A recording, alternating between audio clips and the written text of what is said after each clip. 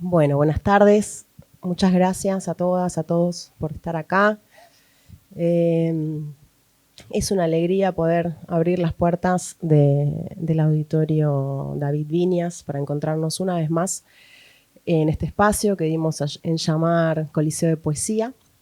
El Coliseo de Poesía se propone ser un espacio para el pensamiento crítico y la reflexión en torno al quehacer poético, y también un espacio para la difusión y la lectura de las poéticas locales e internacionales. Hoy nos reúne el tema de la memoria, que nos parece urgente, más importante que nunca abordar.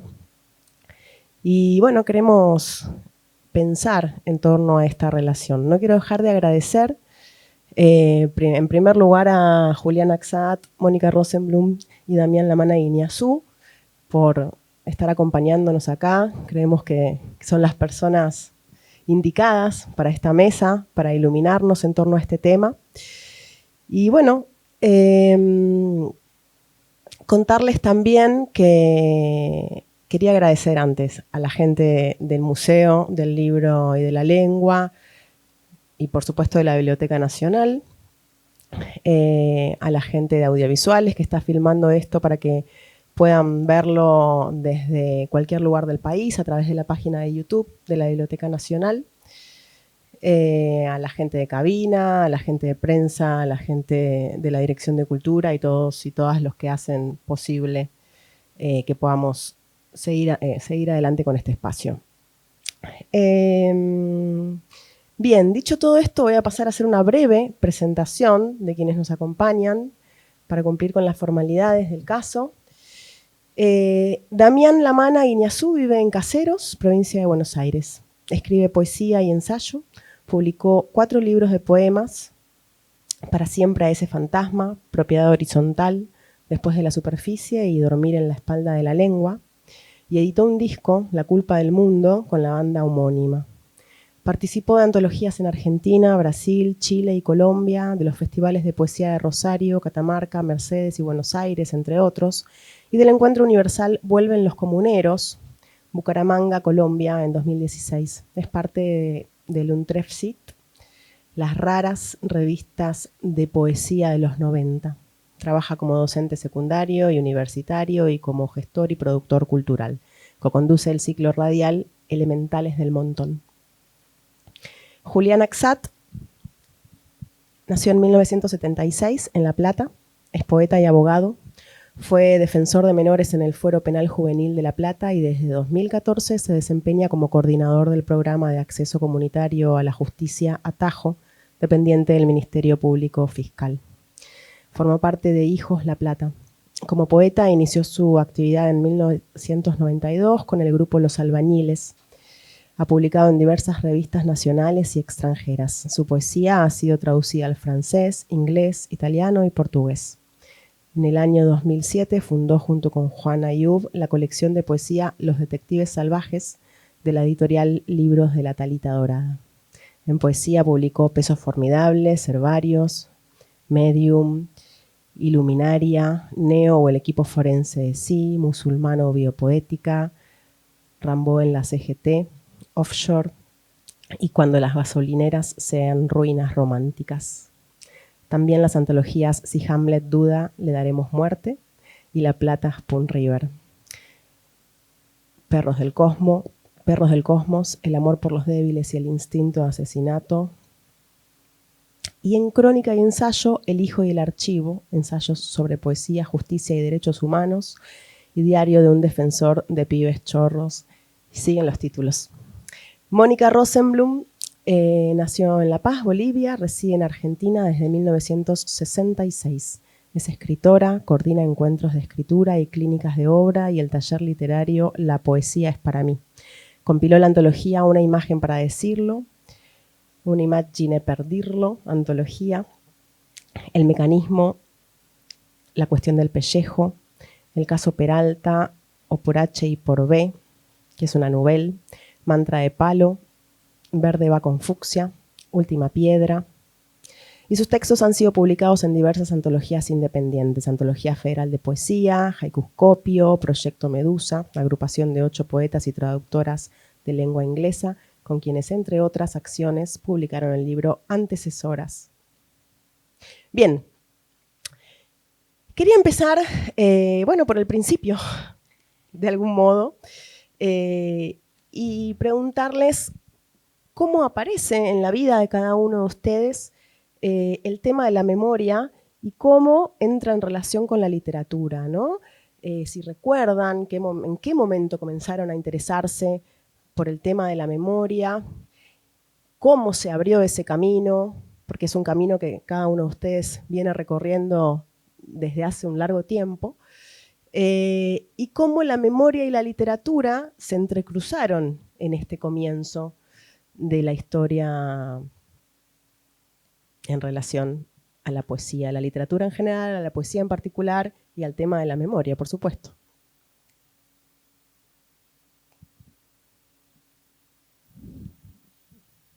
Hola, ¿qué tal? ¿Cómo les va? Bueno, supongo que está primero el cruce entre la escuela y la música, que es, no sé, ser adolescente. Yo no iba a las marchas del 24 cuando ni estaba en la primaria, ni en los primeros años de secundaria, nunca nadie en mi casa eh, fue a las marchas, pero en algún momento un profesor de la escuela nos empezó a hablar de Marx, entonces algo se despertó ahí de ver algunas otras cosas en lo cotidiano. De repente me parecía que eran unas ideas que me gustaban un montón. Y después empecé a escuchar punk y después empecé a escuchar a tocar la guitarra y se fue armando como toda una configuración alrededor de gente que me empecé a cruzar. Y después sí conocí gente que iba a las marchas y bueno, como adolescente empecé a ir yo también. No sé si tanto tiene que ver con la literatura en ese momento, sí tiene que ver con la música. Puntualmente con Violadores, que es una banda de la cual soy estrictamente fan y entiendo que eso me abrió un camino.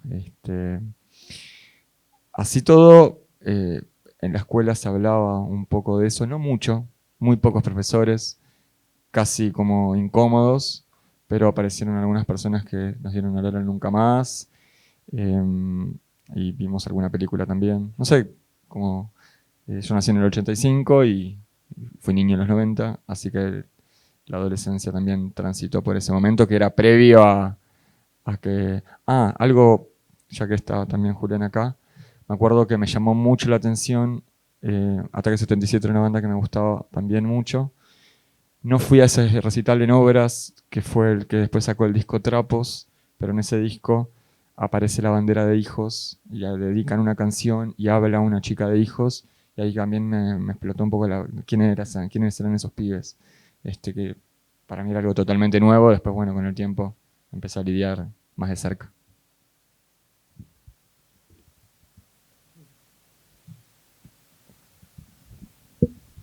Bueno, muchas gracias Roxana y obviamente estar acá en la Biblioteca Nacional siempre es eh, hermoso y también saludo a los trabajadores y trabajadoras.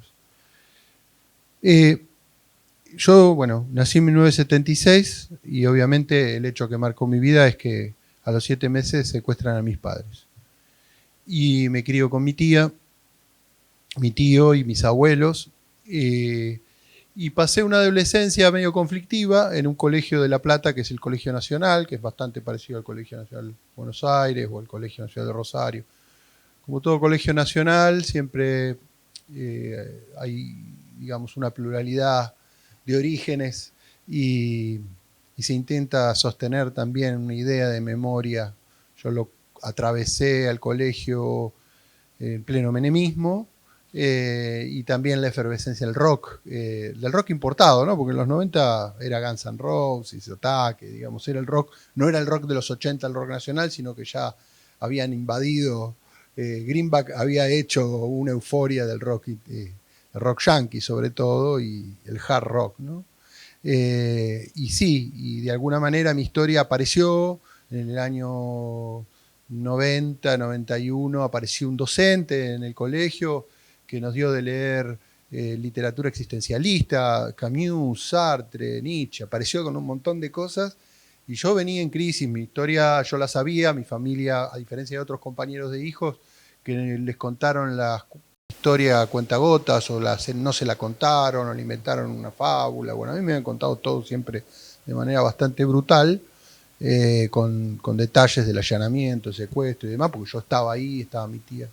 Y todos sufrieron en mi familia las secuelas del secuestro, por lo tanto viví desde chico con la historia de ese día tan terrible. Bueno, el profesor nos dio material que para mí era explosivo, ¿no? Una bomba, Camus, el extranjero, qué sé yo, todo eso me voló la cabeza porque yo lo que tenía era una angustia existencial terrible, identidad. Y además, en el 90-91 no había gente de hijos. Yo sabía que había un pibe de la otra división que también era como yo, pero no nos acercaba, no nos miraba. Mi tía me decía, ese que va a la otra división es hijo de tal que está desaparecido como tus papás. Estaba la dispersión en ese momento y no se hablaba. Estaban los indultos, no se hablaba como se empezó a hablar después. De algún modo, en ese silenciamiento de la sociedad, en esa amnesia que todavía estaba, obviamente no para las madres, ni las abuelas, ni los familiares, los organismos que estaban en plena lucha, pero hijos no existía algo así que va a aparecer en el 95. Entonces empecé a escribir un diario de lo que me pasaba, que todavía lo tengo ahí guardado, y contaba un poco lo que significaba para mí que mis padres no estén, o qué sé yo, lo que veía por televisión. Es como un diario de un hijo que todavía no es un hijo, va contando algunas angustias. Y de golpe cito a Camus, hago unas ensaladas, y no sé por qué devino eso en la poesía, se atravesó en mí la cuestión de escribir en versos algunas cosas, y empecé a mostrarle a algunas novias, y apareció un diario de poesía, empecé a escribir un diario de una especie de hijos desaparecidos poético, que después devino en mi primer libro de poesía, porque lo fui transformando, y en el año 2003 recién recogí ese diario, lo reescribí varias veces, y es como un diario de un hijo desaparecido, con los primeros escritos de la década del 90. Entonces aparece eso, el docente que nos trae material existencialista. Yo recuerdo siempre que mis primeros autores fueron los existencialistas franceses, Sartre y Camus sobre todo. Después apareció ese libro, el libro de Kundera, La insoportable realidad del ser, que me estalló también un poco, porque era muy nietzscheano, porque hablaba del eterno retorno y demás. Y bueno, y después en el 95 hijos, ¿no? Porque los primeros encuentros de hijos en el año 94, en el 95, lograron coagular por fin esos lazos que estaban todos dispersos y pudimos encontrarnos compañeros que nos veíamos en la cara, en La Plata, pero que sabíamos que teníamos la misma historia, pero no nos atrevíamos a acercarnos y a decirnos algo. Yo recuerdo, porque ahí estuve en lo que se llama el encuentro de la Facultad de Arquitectura de homenaje a los desaparecidos de la Facultad de Arquitectura de La Plata. Fue la primera vez en la que algunos de los que estábamos ahí nos acercamos y estaba Víctor Heredia ese día, León Gieco, estaban las madres, estaba Eve, me acuerdo, y obviamente los familiares de los desaparecidos de la Facultad de Arquitectura, y fue el momento en que Hijos más o menos empezó a verse la cara o a darse esa identidad. Después aparecieron los campamentos, yo no fui a los campamentos. Pero bueno, ahí aparece Cruza la Memoria, los versos, existencialismo, todo eso, ensalada.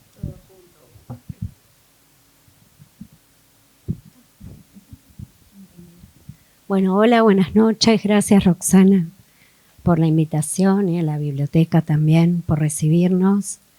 Me hizo pensar mucho esta pregunta porque en mi caso no es que me interesé. No sé si puedo decir que me interesé, sino que yo me llamo como mi abuela paterna, que fue asesinada en Treblinka en el Holocausto. Mi papá era sobreviviente del Holocausto, entonces más que interesarme es como que nací y ya estaba inmersa en los recordatorios y en la memoria. Después vendría el capítulo Argentina. Y entonces Cuando en los 70 yo me exilio, empiezo a escribir, ni sabía que era poesía, era una necesidad así de expresar lo que estaba sintiendo, lo que estaba viviendo, y sería mucho después. Yo regreso en el 86 y aproximadamente en los 90 empiezo a leer poesía y a escribir poesía y a sentirme muy interpelada por tanto por las lecturas como por esa posibilidad de expresarme y de editar, de corregir todo ese mundo. Eso, más o menos. Yo quería preguntarles, no sé si se da posiblemente no se dé de manera súper consciente, pero los tres trabajan en sus poéticas de distintas maneras, pero claramente el tema de la memoria. Y quería preguntarles en qué sentido creen ustedes que la poesía puede volverse memoria. ¿Cómo es que funcionan? O sea, ¿de qué modos la poesía puede evocar experiencias, puede dialogar con la historia, puede ser testimonio, denuncia?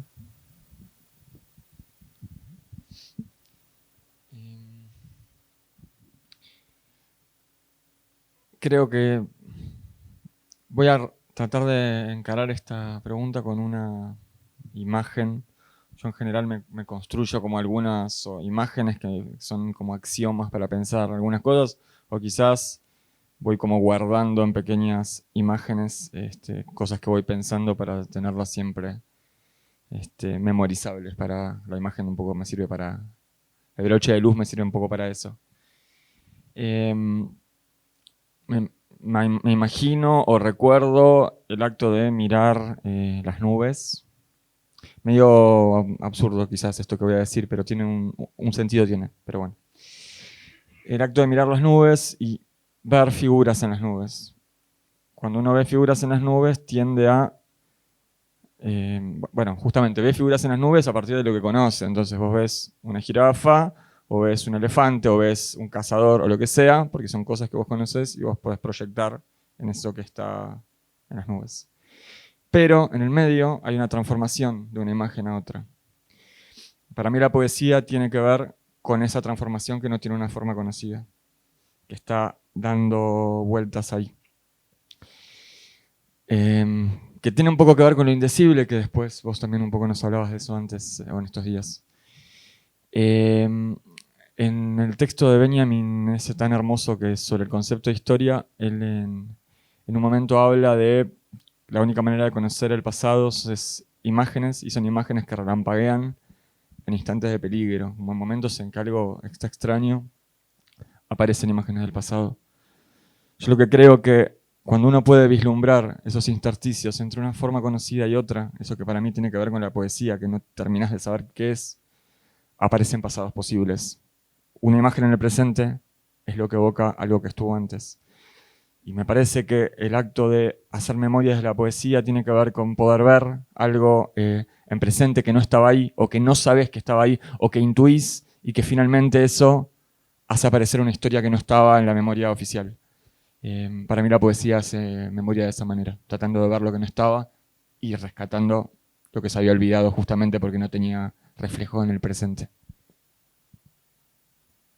En el orden que quieran. La idea es que podamos charlar, ¿no? No que cada uno... O sea, tomen el micrófono cuando quieran. Coincido con Damián y solo agregaría que la poesía puede volverse memoria de maneras más o menos explícitas, pero como está hecha de palabras, y las palabras son memoria.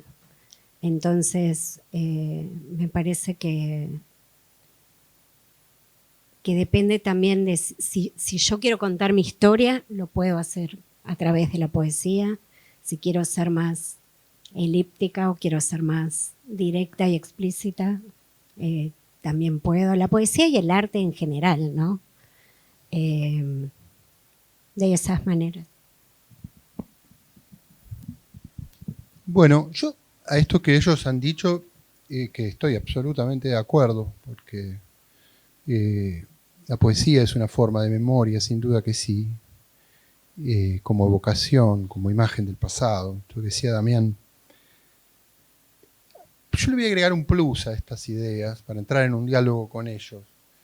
También, de algún modo, la poesía es memoria cuando busca encontrarse con un yo testigo de un pasado, ¿no?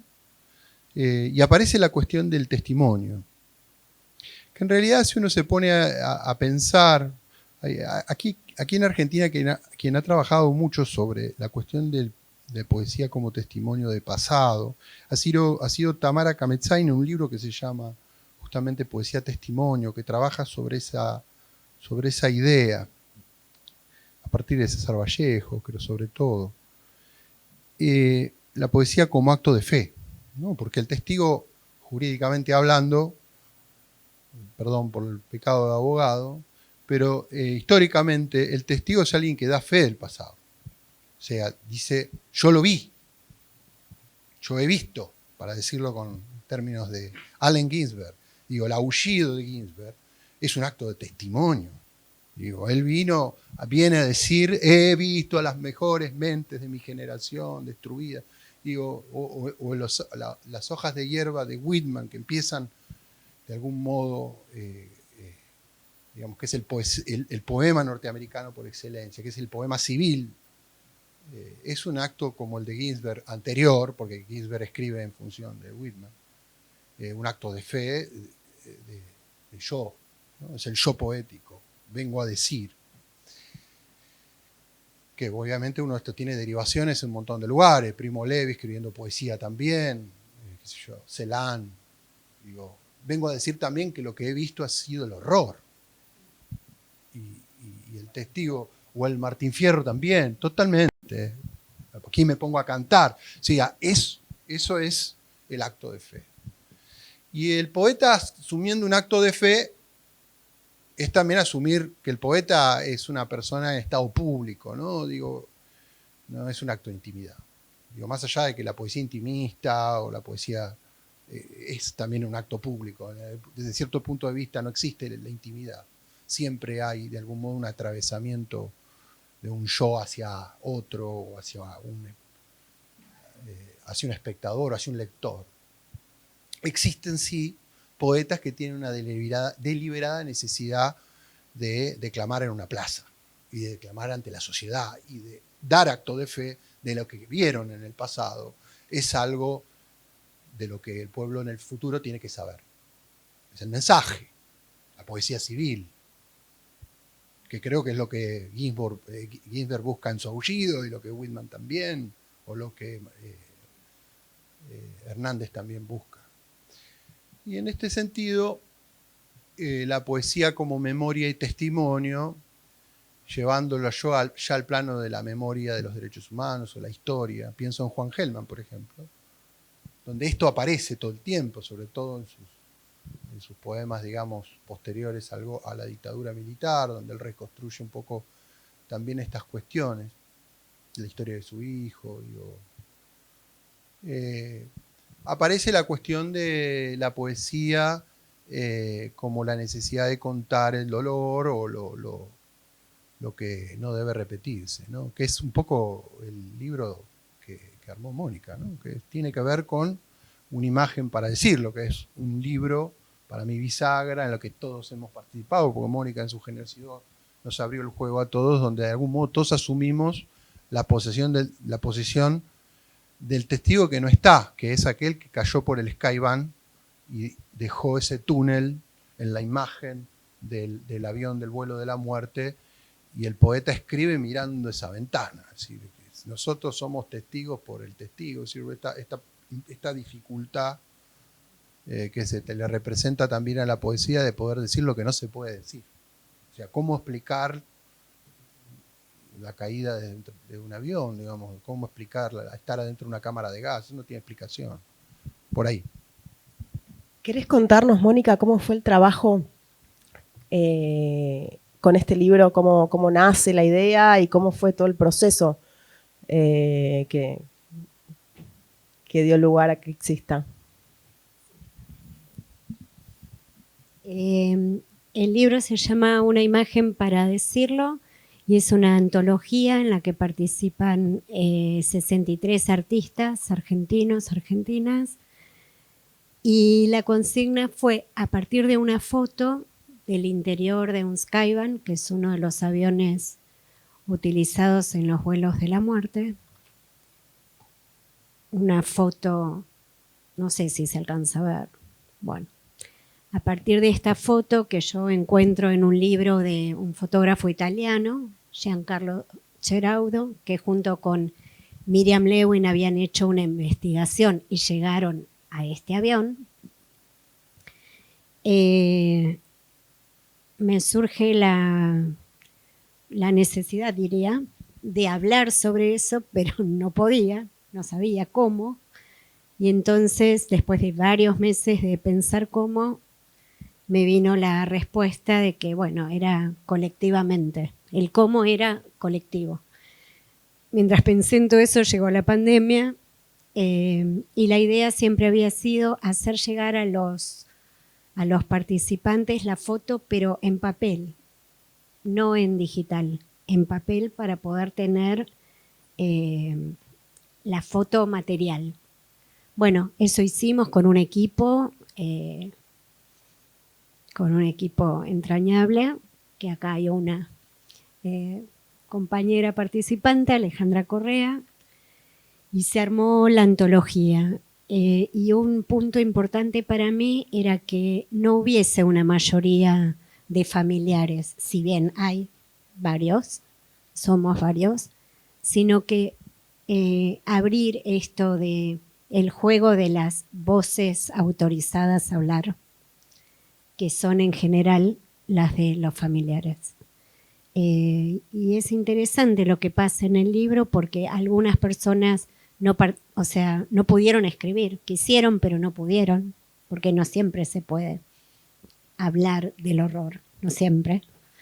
Y otros escribieron y contaron que no pueden escribir, pero en realidad, que no pueden decir, pero dijeron diciendo que no pueden decir.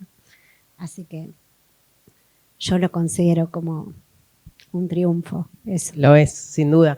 Bueno, esto que dice Mónica me lleva inevitablemente a esta otra pregunta que ya apareció, ¿no? El tema del horror y cómo es posible, o si es posible, que el poema diga lo indecible, ¿no? Esto que tiene que ver con el horror, el mismo horror deviniendo poema. ¿Cuáles son los límites de la representación estética del horror, ¿no?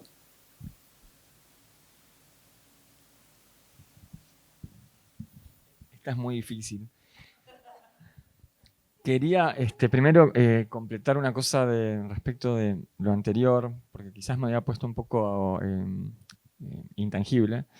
Hay un poema de Mariano Blatt que se llama Cuando todavía no existía el celular o algo semejante, en el que él reproduce un diálogo que tiene que ver con llamar por teléfono y preguntar, hola, ¿está? Dice, hola, ¿está Julián? Y le responde, no, Julián salió. O sea, hay un diálogo en ese momento y después cuenta algo de todos esos años y termina diciendo, porque la poesía existe cuando estás por perder algo, cuando algo se te está por escapar. Y un poco me refería a eso, como finalmente un poema que habla del presente, porque habla de otra época lejana donde no había el teléfono, termina recuperando algo de ese pasado algo de ese pasado y un pasado muy silencioso. Es muy extraña la sensación que produce el poema, el silencio que transmite ese poema, comparado con...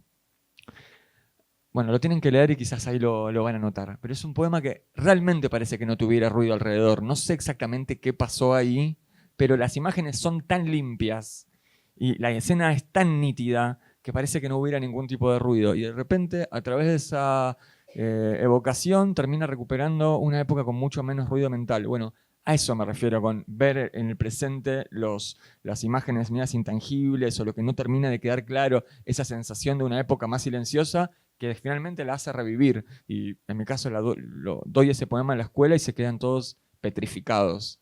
Y todos los años sigue pasando lo mismo. Un poco me refería a eso.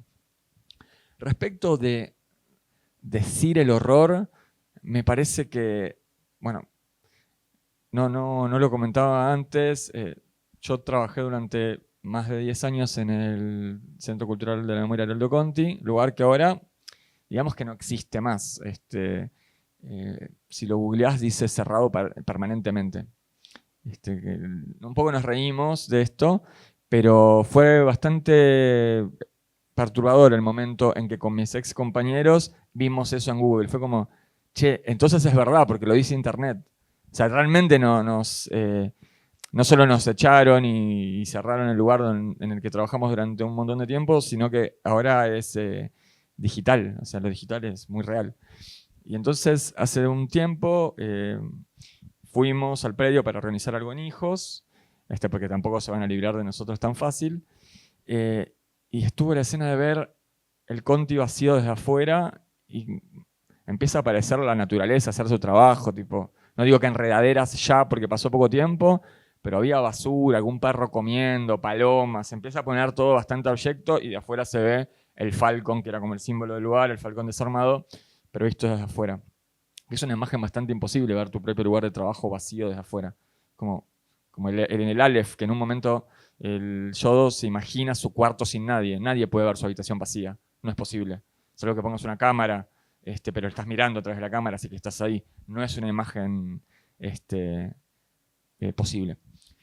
Sí creo que quizás el horror no se puede representar como tal, pero sí se puede denunciar, sí se pueden intentar nombrar, sí se puede explicitar, sí se puede hacer que todos miren hacia ahí.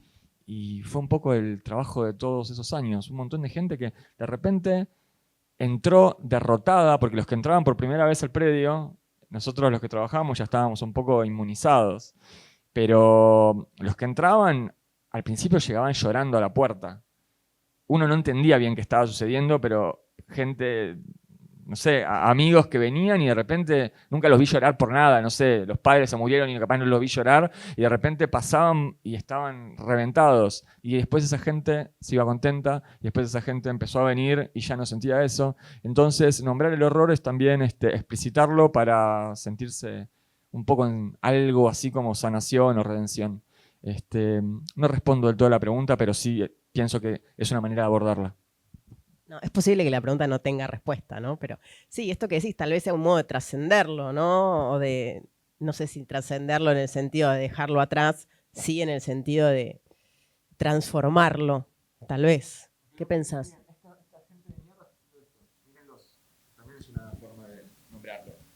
Absolutamente. ¿Querías decir algo? Sí, quería responder con un poema del libro corto, que es de Ángela Pradelli y que habla justamente de esto, de la dificultad de decir. No se puede escribir, porque ahí adentro la historia sigue, escupiendo piedras de alquitrán que arrojan los cuerpos y los desaparecen. Piedras de alquitrán, paredes de escoria, que también mataron las palabras. Miren, si no, ahí dentro, la pérdida del lenguaje, la ausencia de sonidos, esos venenos ahogaron la lengua, la asfixiaron, la estrangularon, quemaron la conjugación de los verbos, el futuro, y no hay nada en ese avión que pueda nombrarse.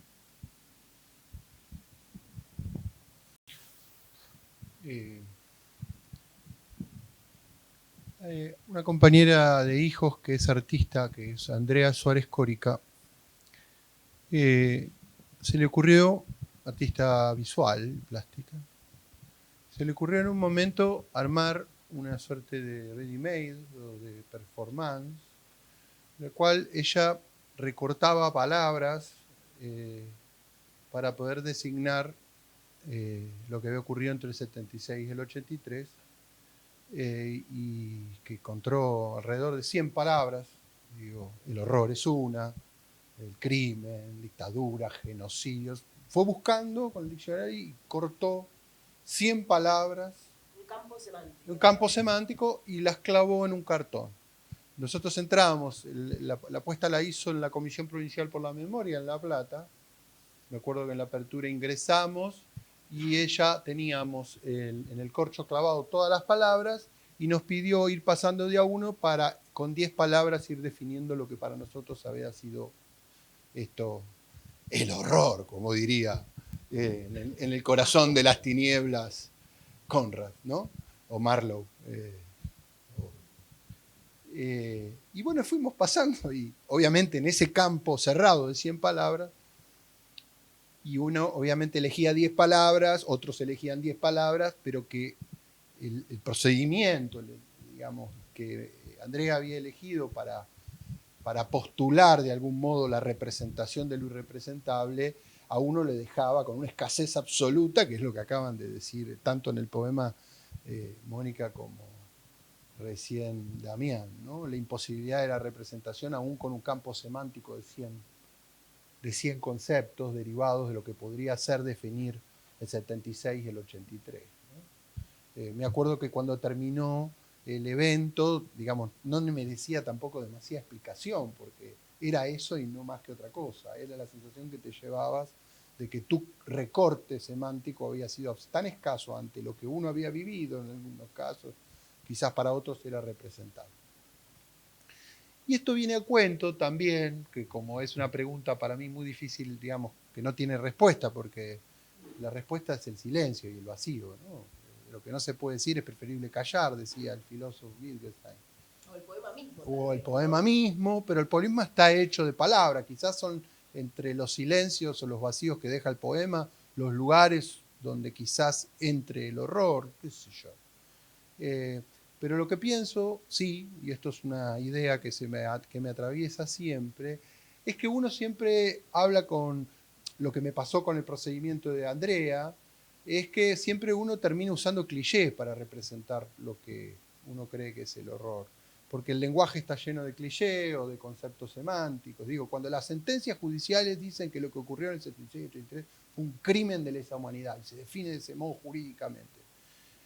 Bueno, la comunidad se queda satisfecha porque la definición de crimen de lesa humanidad no es un homicidio, no es un exceso, significa un concepto que tiene toda una trayectoria, pero aún así cuando la sentencia que recae dice que es un crimen imprescriptible y toda la entidad que significa un crimen de derecho internacional, uno tiene una sensación, tiene un sinsabor también, digamos, porque aún la definición del tribunal judicial a la hora de calificar el fenómeno, es un recorte limitante, ¿no? El genocidio como concepto quizás es un concepto más amplio. ¿Sí? El problema de las palabras, ¿no? Y las cosas.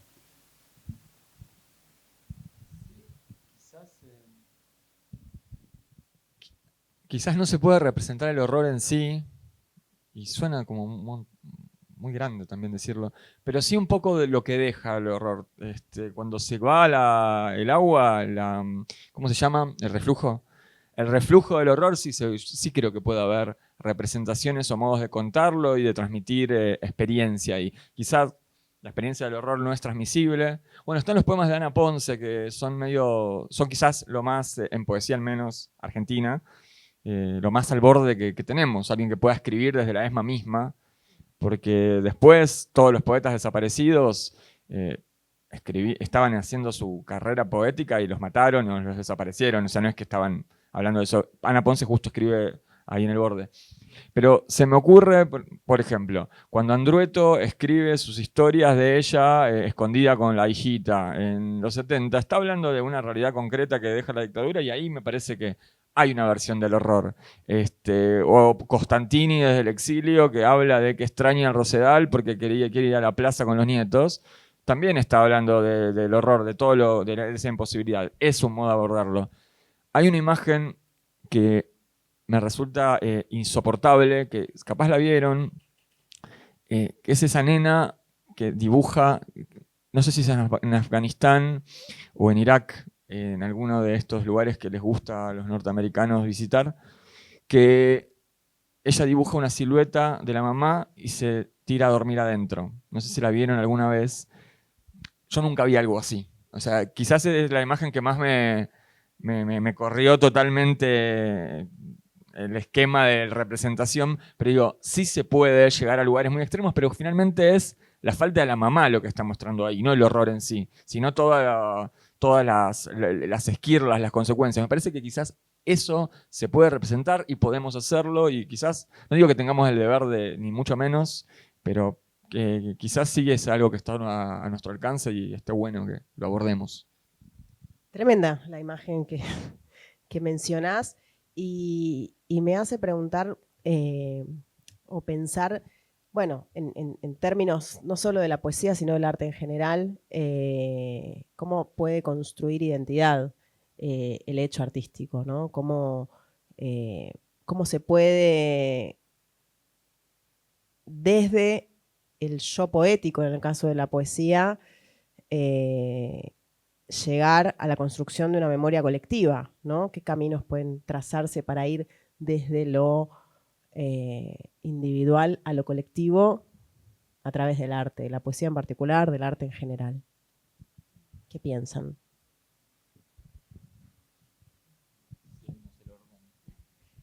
No sigamos orden, como quieran. El orden dale. que nosotros mismos nos creamos.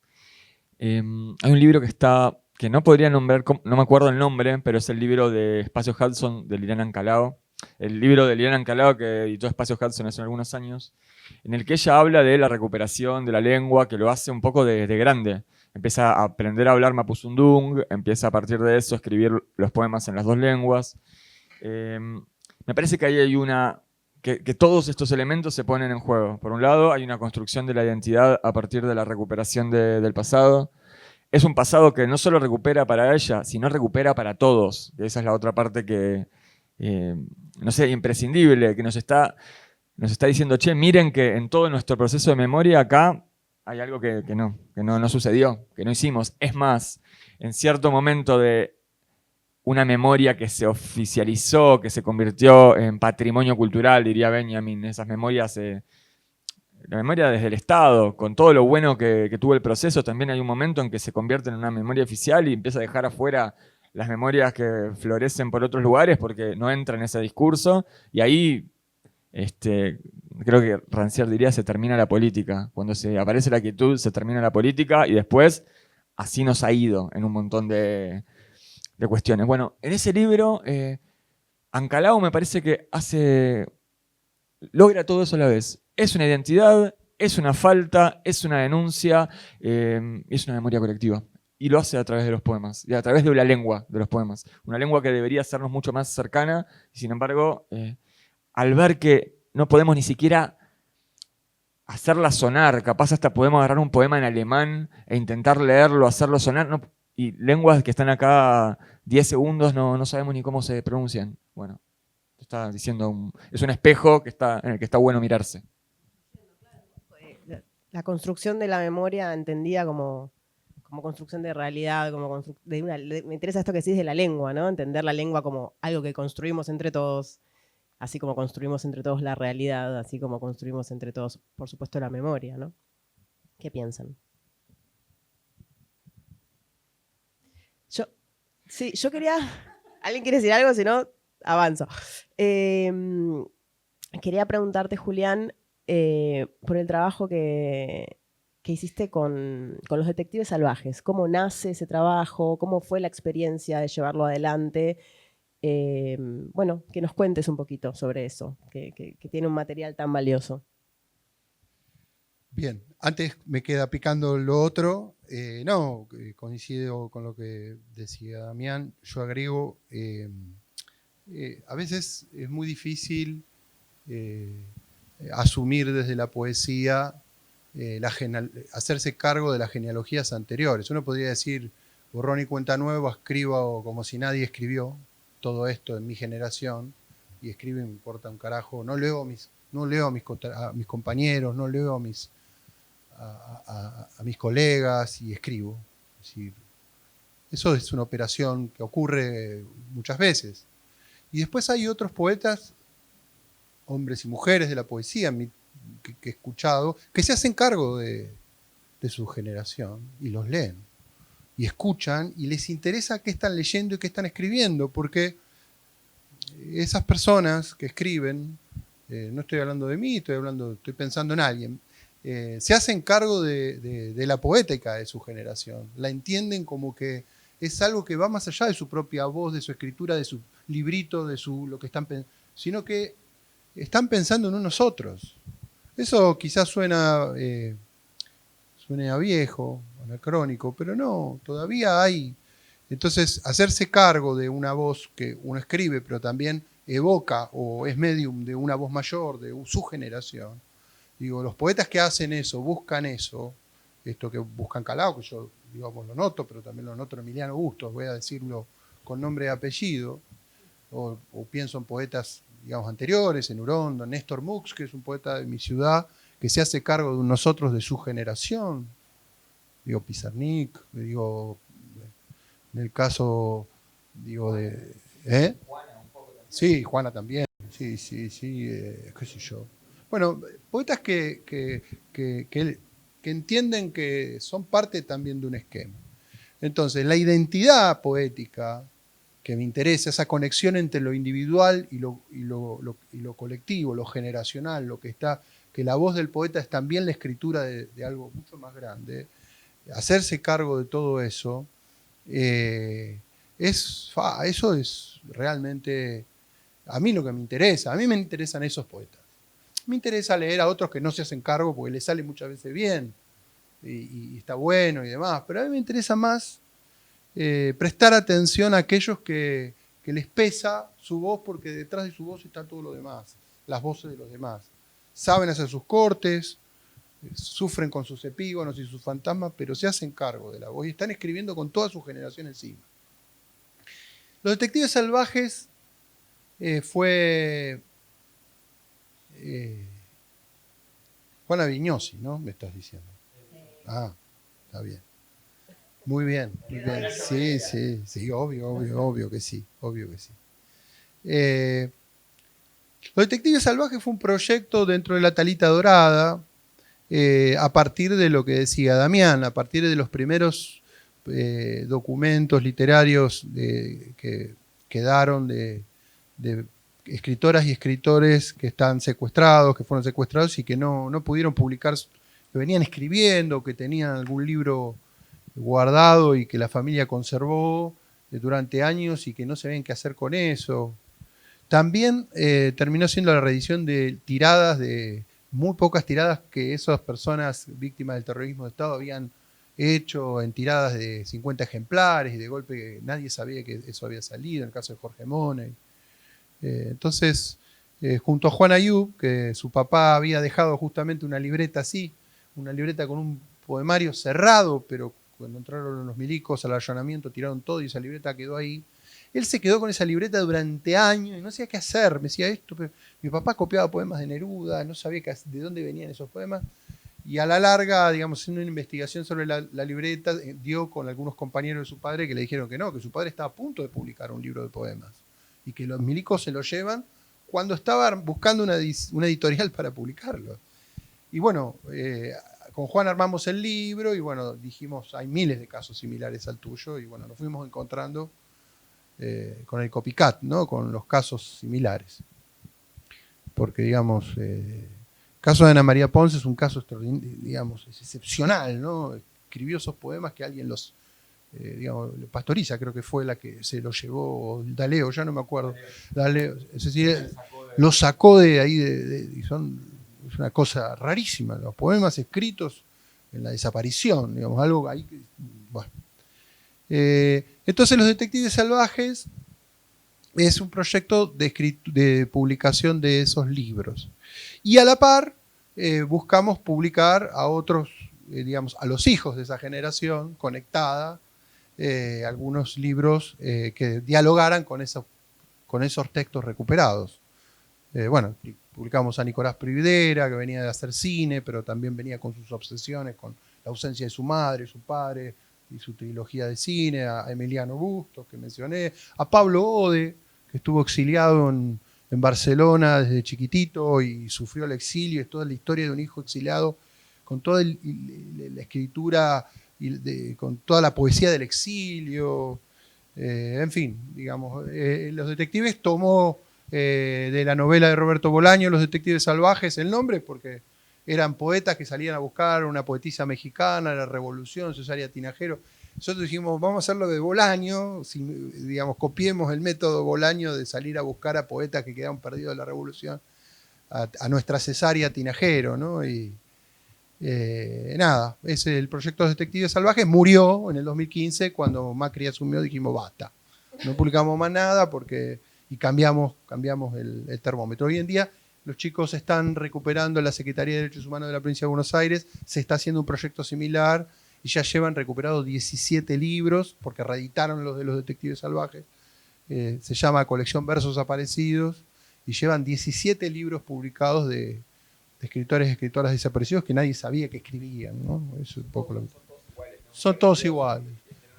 Sí, muy linda edición, y se regalan en las escuelas, los PDF circulan. O sea, el proyecto de Detectives Salvajes terminó en una política pública, por suerte en este momento, en el gobierno de Axel, que se sostiene y que está editando los libros, y los libros están llegando a las escuelas, que eso es lo importante. Sí, súper importante, ¿no? Yo les había pedido a cada uno de ellos que eligieran un poema, que es un pedido que me gusta siempre hacer, y en este caso se trataba de un poema que por alguna razón los haya atravesado, sobre todo a los comienzos, digamos, en los años jóvenes, en relación a este tema, ¿no? Algún poema de algún autor que por alguna razón, insisto, les haya resultado cautivante y los haya conmovido particularmente. Entonces los invito ahora a esa lectura y a que nos cuenten un poco, antes o después, como ustedes prefieran, por qué ese poema, por qué ese autor, cómo se dio ese encuentro.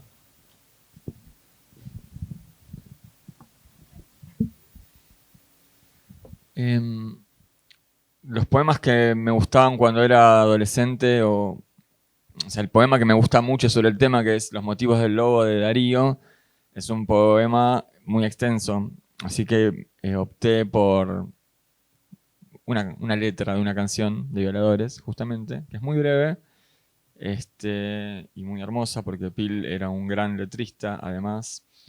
Y es una canción que tiene como una línea de guitarra muy, muy hermosa también. Se llama Mercado Indio, quizás la conocen. Es el nombre de un disco también. Y dice así: en albores de otra era, de algún siglo que murió, muchos hombres aguardaban comenzar la expedición. Ayer espejos por oro, hoy dólares por baratijas, imitaciones en barro, imitaciones de culturas perdidas. En el mercado indio todo es muy raro. Las momias son los chicos, las vendas son sus amos. En el mercado indio todo está claro. Compra y venta es el presente, el futuro lo robaron. Levantaron sus banderas y juraron en su Dios. La matanza iba en ascenso, fue la colonización. Ayer espadas de traición, hoy misiles para el terror. Tanta culpa crearon hoy quienes realizaron esa expedición. En el mercado indio todo es muy raro, las momias son los chicos, las vendas son sus amos. En el mercado indio todo está claro. Compra y venta es el presente, el pasado lo quemaron. Este es un poema que aparece, o una letra de una canción que aparece en el 87. Es increíble. Aparece en el 87 en ese disco, Mercado Indio. Ellos es una banda de punk que a diferencia de otras no se basa tanto en la experiencia urbana o en la experiencia de las peleas callejeras y en estar con los amigos, sino que suele trabajar temas como más filosóficos. Era muy lector de Nietzsche, Piltrafa. Y en esta me sigue generando mucha perturbación la imagen y no podría terminar de decir qué significa, pero sí puedo decir que me da vuelta todavía, que es: las momias son los chicos, las vendas son sus amos. En el mercado indio todo está claro. El negocio un poco el negocio de la exotización latinoamericana como a fondo, cómo tratamos de construir algo para vender que tiene que ver hasta, no sé, desde el matecito de los gauchos que no están más, y sin embargo seguimos vendiendo algo que, es más, la cultura oficial vendió lo que se ocupó de exterminar y de odiar siempre, y sin embargo lo convirtió en su gran objeto de venta. Y me parece que acá está bastante dicho. La supresión de pueblos originarios en general, y finalmente la civilización que se construyó ahí arriba como haciendo silencio. ¿Dónde estamos parados? ¿Dónde estamos pisando? Poco por eso la elegí. Me parecía como distinta.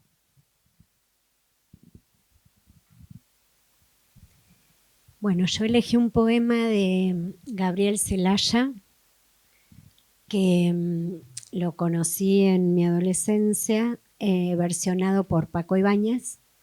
Los que tienen más edad, por ahí se acuerdan. ¿En serio? Celaya, un poeta español, y voy a leer la versión de Paco Ibáñez porque es muy largo el poema, si no. Se llama, no copié el título, pero creo que es La poesía es un arma cargada de futuro.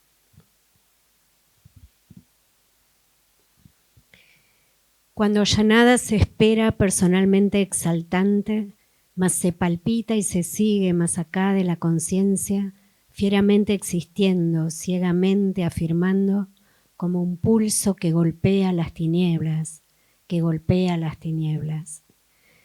Cuando se miran de frente los vertiginosos ojos claros de la muerte, se dicen las verdades, las bárbaras, terribles, amorosas crueldades, amorosas crueldades. Poesía para el pobre, poesía necesaria como el pan de cada día, como el aire que exigimos 13 veces por minuto para ser, y en tanto somos, dar un sí que glorifica. Porque vivimos a golpes, porque apenas si nos dejan decir que somos quien somos. Nuestros cantares no pueden ser sin pecado un adorno. Estamos tocando el fondo, estamos tocando el fondo. Maldigo la poesía concebida como un lujo cultural por los neutrales, que llenándose las manos se desentienden y evaden. Maldigo la poesía de quien no toma partido, partido hasta mancharse. Hago mías las faltas, siento en mí a cuantos sufren, y canto respirando, canto y cantando más allá de mis penas personales. Me ensancho, me ensancho. No es una poesía gota a gota pensada, no es un bello producto, no es un fruto perfecto. Es lo más necesario, lo que no tiene nombre. Son gritos en el cielo y en la tierra son actos. ¿Qué más será? ¿Por qué? Puede ser suficiente con la lectura, pero ¿Por qué? Porque empecé a escuchar en los, no me acuerdo el año, pero ponele que yo tuviera 15, 16, en el 75, 76, estas canciones, y esta en particular que hablaba de la poesía, que a mí me gustaba en el colegio, pero tenía que aprender de memoria las rimas de Becker. Pero algo ya ahí me empezó a hablar, y este poema en particular. Yo elegí un poema de Paul Celan, que es Fuga de la Muerte. Fuga de la Muerte es quizás el poema más representativo de un sobreviviente de un campo de concentración europeo, obviamente sobreviviente del nazismo. Celan escribió este poema en 1945 cuando volvió a Polonia, y lo escribió en alemán. decidió escribirlo en alemán porque era la lengua del enemigo, y él planteó que, justamente con otros como Adorno, que el lenguaje alemán era de alguna manera perpetrador de lo que había ocurrido, porque el nazismo había construido el nazismo con palabras también. Entonces él se preguntaba si era posible escribir un poema con el lenguaje del enemigo que de algún modo pudiera representar lo que el enemigo había hecho. Esto era una gran paradoja. Porque realmente el lenguaje, digamos, el alemán como lenguaje, que digamos en su lengua romance, que era tan hermoso y con el que Goethe escribió sus grandes poemas, y Wagner hizo también sus óperas, y digo, el arte alemán también devino en el Holocausto, y el lenguaje fue lo que lo construyó. Entonces Celan, en este poema, dice, lo voy a escribir en alemán, porque esa es la contradicción. Todesfuges, que es, la traducción es esa, fuga de muerte. Leche negra del alba, la bebemos de tarde, la bebemos de ocaso y de mañana, la bebemos de noche. Bebemos y bebemos, cavamos una tumba entre los aires, así se yace cómodo. Vive un hombre en la casa que juega con serpientes. Él escribe cuando cae la noche en Alemania. Tu cabello dorado, Marguerite. Lo escribe y luego sale de la casa y brillan las estrellas. La sílaba a su jauría, le silba a sus judíos, pide que cabe en una tumba en tierra, nos ordena tocar hasta bailar. Él grita, caben hondo, los otros canten, toquen, él empuña el acero del cinturón, lo blande, sus ojos son azules, ustedes claven hondo con las palas, los otros continúen tocando hasta bailar. Él grita, toquen más melodiosa la muerte es un maestro de Alemania. Él grita, toquen más oscuro los violines, entonces subirán al aire como el humo, entonces una tumba tendrán entre las nubes, allí se yace cómodo, leche negra del alba, te bebemos de noche, te bebemos ahora a mediodía, la muerte es un maestro de Alemania. Te bebemos de tarde y por el día bebemos y bebemos. La muerte es un maestro de Alemania. Sus ojos son azules, te alcanza con su proyectil de plomo, te alcanza con su buena puntería. Vive un hombre en la casa, tu cabello dorado, Marguerite. Le silba su jauría, nos concede una tumba sobre el aire. Él juega con serpientes y sueña ya despierto. La muerte es un maestro de Alemania. Tu cabello dorado, Marguerite, tu cabello cenizo, Sulamit. Gracias. Tremendo. Y esto que decís de la elección de la lengua, ¿no? Qué interesante. Pensaba mientras escuchaba, de alguna manera, qué mecanismos del recuerdo, de la memoria, del olvido, es capaz de revelar el acto poético, ¿no? ¿Qué se pone en juego? Otra pregunta difícil, ¿no? Pero no porque me interese responderla, pero sí porque responderla concretamente, pero sí poder rodearla, ¿no? ¿Qué pasa en el acto poético en relación a los mecanismos del recuerdo, de la memoria, del olvido? Solo puedo decir que cuando leí la pregunta pensé que muchas veces, voy a ser autorreferente y voy a hablar de mí y no en general porque yo también me abrumé un poco. Muchas veces en el acto poético y en la escritura a mí se me revelan, se me develan, se me desvelan también cosas veladas justamente. Y miro y a veces me asusto y digo, pero esto yo no lo pensaba o no lo pensé. Entonces, en el propio acto. Exacto. En esa, cuando estoy conectada y cuando no siempre pasa y cuando no sé qué condiciones, bueno, no importa eso, se me dice o son dichas algunas, entre comillas, verdades que no estaban en mi campo consciente, por lo menos. Y no sé si eso pasa en otras artes, supongo que sí, no sé, la verdad que no sé. Pero es muy llamativo cuando eso sucede y es muy, no verdad, es muy auténtico, eso quiero decir. Sí, esta idea de que la escritura de un poema nos puede llevar tal vez a conocer algo de nosotros que ni nosotros mismos conocíamos, ¿no? Julián, quería preguntarte, vos que sos abogado y poeta, y que tenés todo este recorrido en este tema, una vez te escuché decir algo así como, si no hay justicia, que haya poesía, ¿puede ser? Y quería preguntarte cómo concebís la relación entre poesía y justicia. Eso lo dije en un libro que armamos, que es La Plata Spoon River, que es un libro sobre las víctimas de la inundación de La Plata del año 2013, porque yo justo estaba de turno en ese momento cuando sucede la inundación y mueren tantas personas como ocurrió en Bahía Blanca, y había chicos desaparecidos. Bueno, por suerte en La Plata no sucedió lo que en Bahía Blanca, no hubo niños implicados, pero en ese entonces no lo sabíamos. Entonces yo inicié una serie de acciones judiciales para determinar un protocolo, para detectar cuántos casos había habido, cuántos habían fallecido por, digamos, paros cardiorrespiratorios, por inmersión, porque en ese momento el gobierno hacía agua también por todos lados en su burocracia y no dio respuesta. En ese momento el gobernador era Daniel Scioli.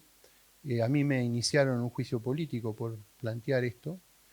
Siendo defensor, obviamente me enfrenté al juicio, después no se hizo, porque obviamente Scioli terminó yéndose, y además porque la cantidad de fallecidos que el gobierno de Scioli había anunciado no eran los que realmente habían ocurrido.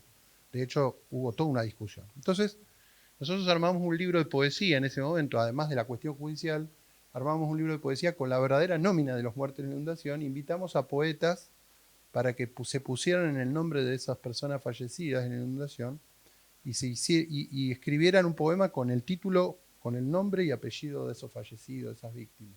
Y el manifiesto que yo escribí de prólogo se llamaba así: si no hay justicia, hay poesía. Reescribiendo la frase de Hijos, si no hay justicia, hay escrache. Es decir, bueno, aquí en La Plata, si no hay justicia, bueno, viene la poesía con los verdaderos nombres de los fallecidos por la inundación. Ese libro, La Plata Spoon River, que evoca el viejo libro de Lee Masters, Spoon River Anthology, es un libro que se difundió mucho y que permitió también, desde el punto de vista literario, a los familiares de las víctimas reconocerse en un hecho público, porque el libro lo presentamos en la plaza un año después, con los familiares. Fue un acto realmente reparador a través de la poesía. Y bueno, ahí se conecta lo que vos acabas de preguntarme, es decir, a través de un libro de poema, que no era un expediente judicial, porque el expediente judicial seguía en su curso, nosotros pudimos develar la cantidad de víctimas de inundación cuando el gobierno no lo quería develar, y puso de alguna manera la verdad sobre la mesa, diciendo lo que nadie quería decir con nombre y apellido. Esta es una operación, por supuesto que hacer estas cosas no siempre se logra. Nosotros lo logramos porque el juez estaba de mi lado, los familiares estaban de nuestro lado, entonces pudimos avanzar, y Scioli después quiso ser presidente y perdió. Y también en La Plata perdió por esto. O sea, el gobierno de Daniel Scioli, cuando fue candidato a presidente y que perdió ante Mauricio Macri, hizo mala elección en la ciudad donde él gobernaba, porque todos los ciudadanos de la ciudad de La Plata sabían que había mentido con algo que no se podía mentir. Esta es la conexión entre la cuestión de la verdad, la poesía, la política y la cuestión. Después, si con la poesía se puede hacer justicia, no. Obviamente que para mí no. Sí, desde el punto de vista, qué sé yo, uno puede pensar en la justicia poética, esta idea flaubertiana, que es muy interesante. Pero es otra cosa. Pero es otra cosa. Eso es otra cosa y tiene que ver con el acto de la escritura y otras cosas. Digo, cuando Hellman dice, busqué, hablando de Urondo en un prólogo de un libro, dice, escribió buscando la palabra justa, o tomó un arma como si fuera buscando la palabra justa, la búsqueda de la palabra justa. Bueno, eso es una cuestión de otro orden, como decís vos. Pero me parece que la cuestión de la justicia y la poesía son temas de inquietud, pueden aparecer en la escritura y demás, pero en mi caso son tangenciales, digamos, no es que estén todo el tiempo ahí. No. En ese caso concreto sí, porque fue un libro pensado para denunciar al gobernador de la provincia y denunciar una coyuntura política específica, y funcionó. Acaba de reeditarse después de los 10 años de inundación, se hizo una reedición del libro agregándose algunas víctimas más, y yo escribí un nuevo prólogo. El libro se puede bajar en PDF en internet y demás. Bueno, el tiempo es tirano y me gustaría, por supuesto, que si quieren agregar algo lo hagan, y cerrar con una lectura, ¿no? Les pedí que cada uno eligiera algún texto propio para el cierre de esta mesa. Si quieren decir algo antes, por supuesto, es el momento.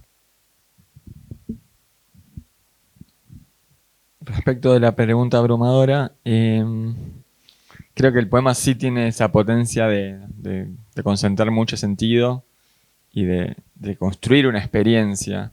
Y me parece que en un momento tan de lo efímero, dejar esa experiencia construida como tal, es finalmente mandarle un mensaje al futuro. Y en ese punto hay un ejercicio de memoria activo en el texto. Hablando de eso, voy a leer un poema que habla que justamente es un poema de invocación, de memoria. Es un poquito largo, pero tampoco es tan largo. Hace unas semanas, es el último poema que escribí, pero bueno, igual lo voy a leer. Abrí las alacenas en casa, estaba cocinándole a los nenes a la noche y me cayeron los tuppers que tenía de todos estos años. Ya todos saben cómo es el cruce oficina-tupper. Hay como una especie de diálogo intrínseco entre un elemento y otro. Y bueno, de repente eran tuppers que están ahí, que no salen más. Y bueno, a partir de eso apareció... Bueno, el correlato objetivo me dio el poema, digamos. El poema dice así. Y este viernes por la noche cayeron, como huesos de las alacenas, cientos y miles de tuppers que alguna vez resultaron insuficientes. Cuerpos huecos, tantas veces olvidados en las heladeras de las oficinas estatales, en las cocinas o las bachas de las fábricas, en los comedores y los escritorios, tuppers que cayeron como ya no caen nuestros cuerpos en los colectivos humeantes que dibujan las avenidas. La palabra caer es lo que separa a un trabajador de su silla. La palabra caer se completa con un tupper apretado en la mochila o el bolso, un tupper con borde naranja estallado de fideos, tuppers pequeños con la forma de su espíritu, sofisticados como frutas vacías, bananas, naranjas y manzanas que se abren en las épocas de optimismo, en las épocas de la comida estética. Cuando los almuerzos y la belleza se dan la mano, los transportes públicos están llenos. Cuando los transportes están llenos, adentro de una manzana hay otra manzana. Tuppers con ensaladas que viajan embolsados para no mojar los libros. Tuppers con carne del domingo, con pescado. ¿Quién pudiera odiar ese olor intenso un martes al mediodía? Ese olor que hace burbujas en el aire. Esa tristeza pensativa. Cada tupper sentado a la mesa para llenar de sueño y alegría transitoria la panza de su súbdito, una soga invisible hacia su cuello, migas, charquitos y tiempo alrededor, partículas de sal, morrón y cebolla en decenas de mesas de melamina o plástico, tuppers colmados de comida que sobró, nylon y yerba, cuerpos cansados que alguien deja o olvida en las cocinas, cuerpos que amanecen en un templo y anochecen en otro, tuppers con trabas sofisticadas, herméticos con huevos duros, con guisos de lentejas en las fechas patrias, tuppers secándose en fila para que sus tapas se confundan, tuppers con olor a podrido después del fin de semana largo, con una goma flexible en los bordes, tuppers que vuelven a casa con cubiertos ajenos, Tuppers de la misma familia, tuppers con habitaciones y compartimentos y puertas, monoambientes grandes o pequeños, monoambientes grandes semivacíos, monoambientes pequeños en los que no entra nadie más. Tanto depende de un cubo de arroz mezclado con materias inclasificables en el centro de un plato sin dueño. Comida compactada que gira parsimoniosa en los microondas, mientras sus hombres y mujeres aprovechan ese minuto para ir al baño o sacar comida de otros de la bacha, o mirarse sin los ojos, sincronización y olores contaminados, pausas expansivas y besos grasientos en la cara. La prosperidad de romper un microondas y comprar otro, cambiar el auto y cambiar el microondas. Yo conocí un país así. Yo viví en un país donde los triunfadores compartían sus almuerzos, donde un tenedor pinchaba un plato lejos, donde se multiplicaban por todas partes filas de espaldas encorvadas con sus tuppers, bolsas recicladas del supermercado en las mesas de nuestras cocinas, junto a pilas de sobras, cucharas, tenedores y cuchillos apenas enjuagados, tazas sin identidad alguna. Yo vi a todo un país usar la misma esponja hasta matarla y después comprar otra y otra. Yo vi a la misma mano rayando los cuerpos de nuestros tuppers. Hoy me toca a mí, mañana yo sé cómo huelen los huesos calientes de la alegría. Yo supe de trabajadores y trabajadoras bajando las escaleras para sentarse en un buffet a no pedir nada y desplegar, sí, desplegar sin deber nada, sus cuerpos para que los olores se expandieran, olores en el techo, el cielo y el universo como voces en la memoria. Abrir un tupper es contar nuestra vida. ¿Con quién comimos ayer? ¿A quién le cocinaste ayer? Fui feliz ayer. Empieza fin de mes. No tenía casi nada en la heladera. La gloria con mayúsculas es un tupper con frutas en la época de las fiestas o después de los cumpleaños. Tortas de ricota, coco o manzana que confunden sus sabores. Galletitas con el cuerpo incendiado. La felicidad es abrir una tapa en una mesa llena y que todos esperen. La felicidad es una alacena con un solo tupper viejo olvidado. La felicidad es que tu mamá te haga un tupper, mandarle un mensaje que diga, por ejemplo, hoy no como en casa, pero me la llevo para comer mañana en la oficina o en la fábrica o quién sabe, y que todo tenga sentido y nadie sufra ni se sienta sola. La gloria es la circulación de bienes más perfecta. Nadie nunca en su lugar, todos nosotros y nosotras en movimiento, todos y todas con un secreto en el corazón. Ahora mi mochila está quieta, ahora no pierdo poliedros en ninguna parte. Y esa abundancia sin riesgo me hace envejecer. Por eso, compañeros, por eso, compañeras, sueño, pienso, deseo, sueño y pienso. En ciudades y barrios repletos de mochilas y plástico, hidratos de carbono y petróleo, proteínas y petróleo, felicidad y petróleo, petróleo, petróleo, petróleo, petróleo, petróleo, petróleo, petróleo. Nafta para las espaldas, nafta que nutre los cerebros de los oficinistas, nafta para los maestros, adulterada para dar felicidad a la vida monótona. Querida amiga, dijiste, ¿a qué hora va a ser el mejor momento del día?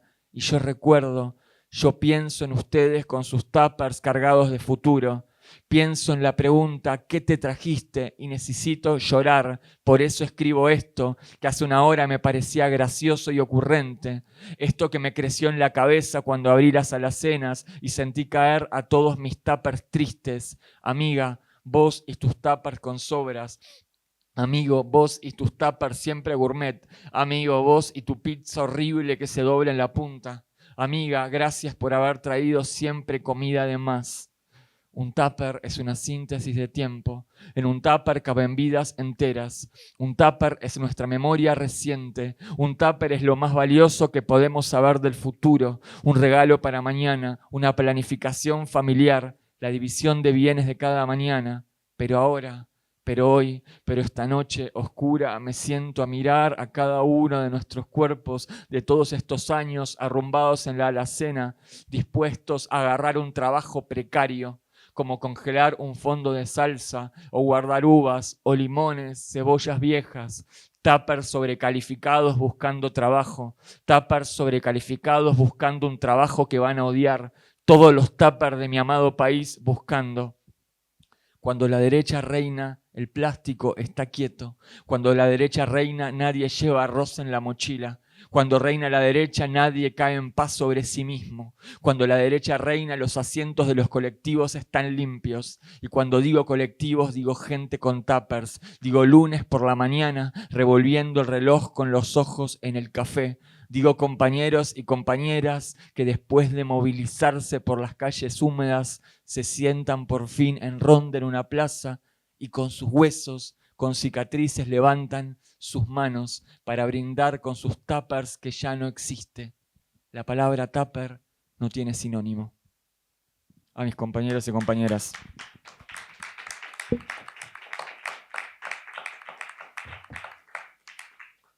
Viví muy de cerca tu poema, en lo mejor de los sentidos, ¿no?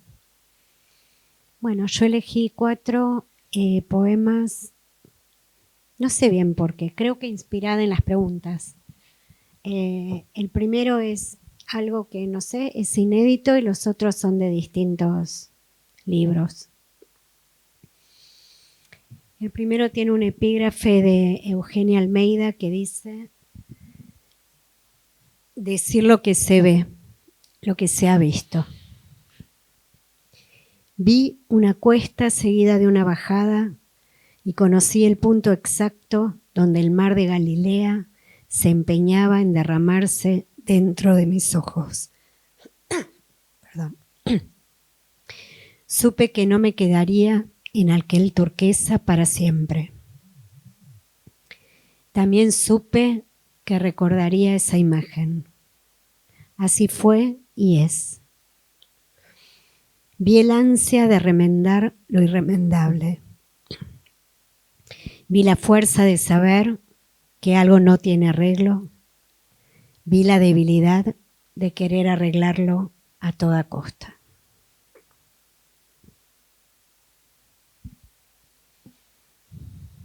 Anoche salió por mi boca el palo con el que mi abuela en Polonia amasó el pan de los viernes, hasta que yo me llamo como ella, siempre llevé su nombre, ahora no puedo pronunciar.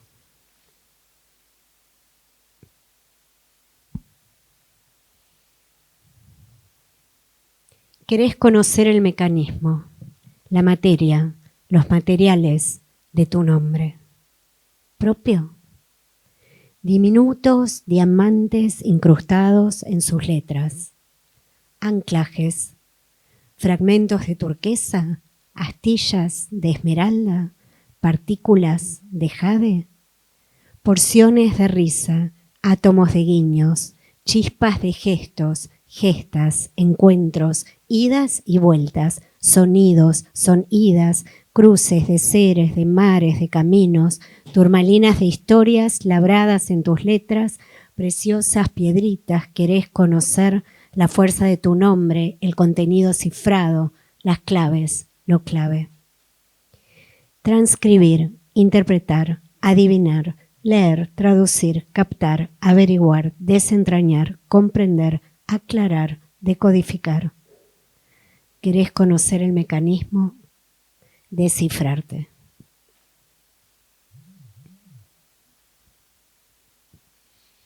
Coro.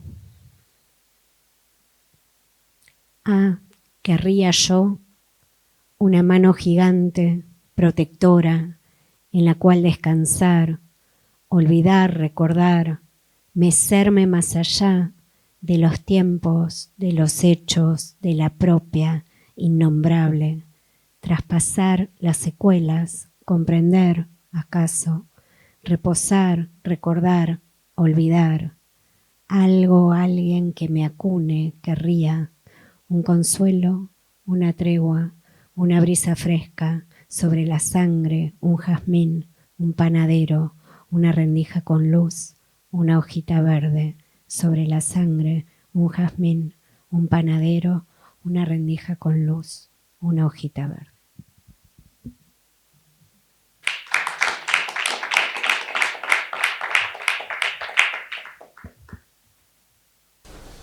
Bueno, voy a leer un poema muy breve que se titula Cervantes o Shakespeare, si como afirma el griego en el Clarín. Mi hija Matilda, de 11 años, lee un libro en inglés. The Nightingale and the Rose, El Señor y la Rosa, de Oscar Wilde. Me pregunta por la palabra Nightingale. Nightingale, ruiseñor. El castellano tiene la palabra ruiseñor. Sueña fría. No comprende la calidez o la presencia de la noche de la palabra Nightingale. Nightingale, repite varias veces Matilda, y la canta, y la rosa es como si reviviera en su boca. Y este es un poema que se titula Los últimos días en el Swift de Berisso. Esa mañana de 1977, Rodolfo Jorge Axat llega temprano al frigorífico Swift de Berisso. Antes me ha dejado en la guardería. Es día de matanza y el aire está espeso. Todo tiene olor a vísceras. Los compañeros afilan cuchillas para el degüelle y el rugido de las bestias se escucha desde la calle Nueva York. Hoy salen pescuezo, nalga asado, ojo de bife, agujo, sobuco, rosbif, vacío, lomo, filete, pecho, cuadril, vazuelo, solomillo, cadera, culata, tortuguita, espinazo, falda, tapa, tapilla cuadrada, contra, paleta, bofe, corazón, lengua, ternón, riñones, seso y quijada. Res es cosa. Cosa es rex, recita la mano del verdugo, que viola y no destaza, hasta que en el legajo figure la falta, una cámara inferior. Y el fantasma de Echeverría luce acostado en la parrilla, recitando su epopeya patria. Pero al final de la jornada, los obreros reciben 2 kilos de chapa para sus casas. Volanteada en la puerta, propaganda montonera, Perón vive en la carne, en las vísceras. Esa tarde, en 1977, Rodolfo Jorge Axat vuelve a su casa, antes me busca en la guardería, y los días serán exactamente iguales, hasta que el telegrama diga, despido por ausencia injustificada. Acá está el telegrama. El poema para hacer.